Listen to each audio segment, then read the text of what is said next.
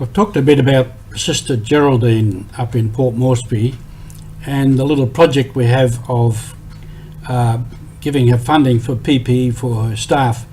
And I'll talk a bit more about Geraldine in another talk. I just want to talk a little bit about some of the other nurses I've met up there in Papua New Guinea. This is Mission Alive. You're with Roger from the MSC Mission Office. Some of the nurses that I've met out in the bush in Papua New Guinea are quite extraordinary as to what they do. I remember meeting a man and his wife. They were both nurses. He was more qualified. I was in Bush Rego and he was right up the top end at a place called Boku, and there was a sub-health centre up there. So he was in charge of it with his wife and maybe some other staff. So I got to know them a bit there. I went up there a couple of times, all the way up there, and said mass for them and whatnot. And then he moved on to somewhere else.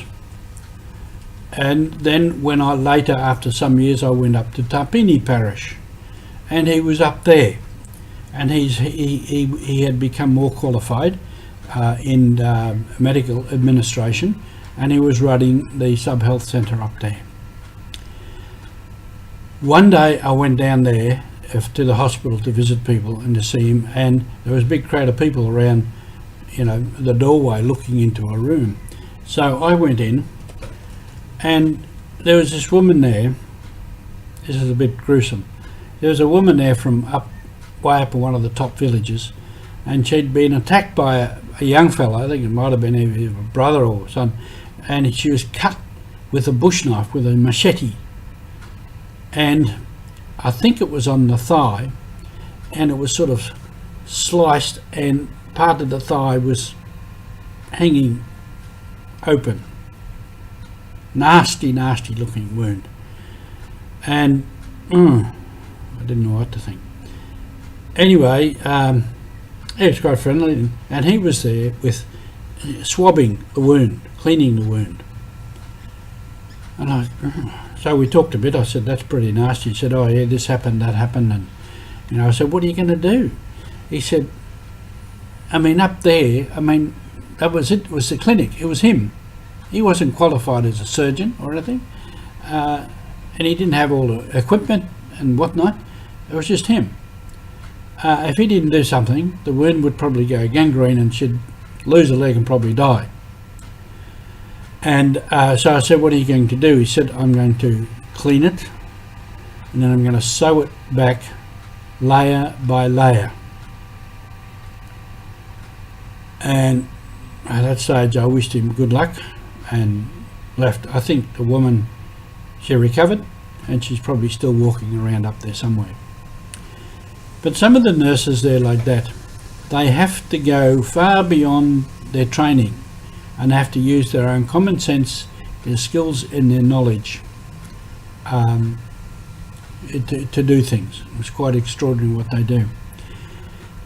At that stage too, I was receiving, which we used to up there, from St. Vincent de Paul down here, we'd get a box of medicines. There were medicines left over from whatever their supply, and they said sometimes when the salespeople came around, they give them all these samples.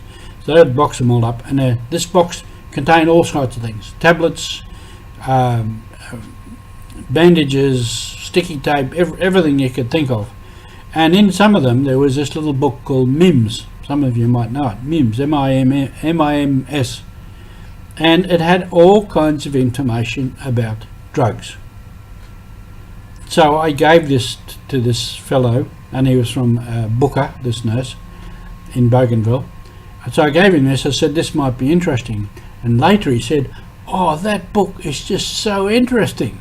He says, I'm learning so much about drugs that I didn't know. And I thought, that's terrific, because he would be in a situation, he might have some drugs there, and the more he knew about how to use them and who he could give them to, etc., the better he would be in his profession. So there were some extraordinary stories up there about what these nurses do out in the bush, and I came across it in other places in the Solomon Islands and in other places, that these nurses out in the bush, they do far more. They are nurse, doctor, everything to people out there. And that's part of the mission. That's part of what happens. Thank you for being with us, and thank you for your support.